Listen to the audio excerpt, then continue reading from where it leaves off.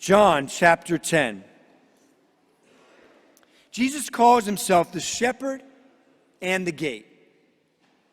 That's confusing to us. How can he be the shepherd and the gate? And why is he putting those two together? What does it mean? What are the Jews hearing when he's saying this? And what does it mean for us? To understand the impact this has upon us today and future generations like our kids and grandkids, we need a little Jewish agricultural background from Jesus' day. So let's jump into it. The shepherd. Jesus calls himself the shepherd, and we are the sheep. For the Jews of Jesus' day, the shepherd, they knew, spent all of his time with the sheep. He would lead them out to find good pastures, to provide food that would nourish them. He was with them from the time of their birth, each one of them. They knew him, therefore. They knew his voice. The sheep listened to his voice, in fact, daily. They trusted their shepherd and only him. They would only follow the shepherd, only respond to his call, and they let him lead them anywhere. If other people then came along and called the sheep to follow them like robbers and thieves, they would not follow these strangers. We'll come back to that. Shepherd. Gate. Jesus calls himself the gate.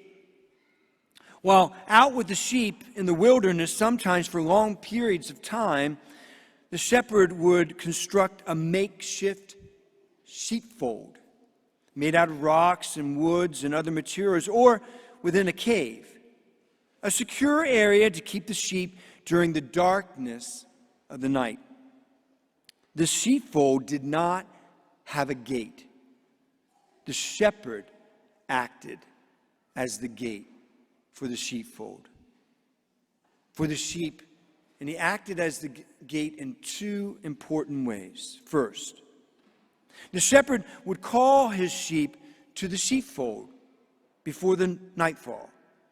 They would respond to his voice, of course, because they only respond to his voice, and then they would come into the sheepfold.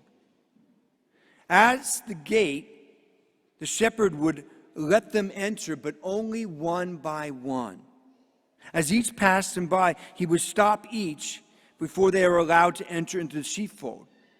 There, he would inspect them to make sure that they had not been injured, which they often were, while out in the fields and roaming in the wilderness.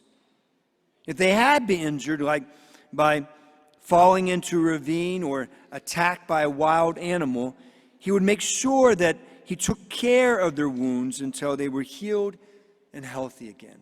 Second, once all the sheep were in the sheepfold, the shepherd would lay down on the ground in the very area through which they had entered. He did not build a gate. He was the gate. No sheep, then, could wander away in the night unless it tried to step over him.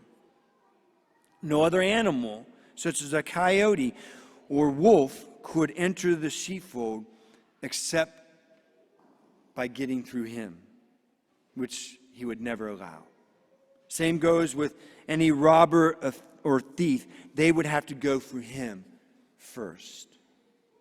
And these two images describe how Jesus wants to be in a relationship with us and with our families, and the good of us responding to his call to be in a relationship with him. So with this background in mind, let us briefly return to these two images and look at our relationship with Christ as shepherd and gate. Not either or, but both. That's why he put them together in this teaching. First, our relationship with Christ as our shepherd. As we wander in the wildernesses of this world, there are all sorts of things we can seek out to feed upon, to feed our appetites, our minds, our hearts, our souls, our agenda, our ideologies, blah, blah, blah. And there are all sorts of other people who will call us to follow them instead of the good shepherd, Jesus. However, if we allow Jesus to shepherd us, if we choose to listen to his voice throughout our lives and we train our children to do the same, we will not follow the voices of people who are strangers and don't have our good in mind. Likewise, Christ, the Good Shepherd, will only feed us with the food that is good for us, like the bread of life, the Eucharist, and his truth, both of which is the food that will nourish us unto and into eternal life. Second, our relationship with Christ as the gate. Christ is a gate, and his sheepfold is his church. Living in the wilderness of this world, it is easy for us to get hurt, and we do get hurt. For our minds to be wounded by lies, our hearts to be wounded by others taking advantage of our love, and our souls to be wounded by the sins of others or even our own sins. No matter how much we wander in the fields of this world, Christ will always call to us. Call us to himself. Call us to come near to him. So he can look at anything and everything that has injured us and offer healing, the healing that only he can offer us.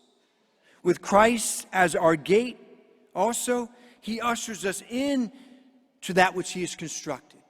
He put together the church. He ushers us in to the safety and the community of his sheepfold, the church. Protected, belonging together as his sheep, we will be safeguarded from the robbers and the thieves who wish to steal our souls and the souls of our children. From liars who wish to deceive our minds and the minds of our children. And from wolves who wish to devour our very lives. Let me end with this summary. We are called to dwell in the sheepfold that Christ has constructed for us. Why we dwell in the wilderness, the wildness of this world, which is his church. Over the course of our lives and while living in community with others who trust in the same shepherd, we will stop listening to the voices of others. Instead, we will choose to listen to the Good Shepherd and to live in the sheepfold of Christ and to let Christ be the gate between the world and his church. Here, we have all the community that we need. We know we belong. We know we are cherished and loved. And we will always be fed, day after day, not just by the Good Shepherd, but the Good Shepherd himself in the Eucharist. And in the pasture lands where the Good Shepherd leads us throughout our lives until he leads us to the bountiful fields of heaven where we will never hunger again and never, ever again be alone.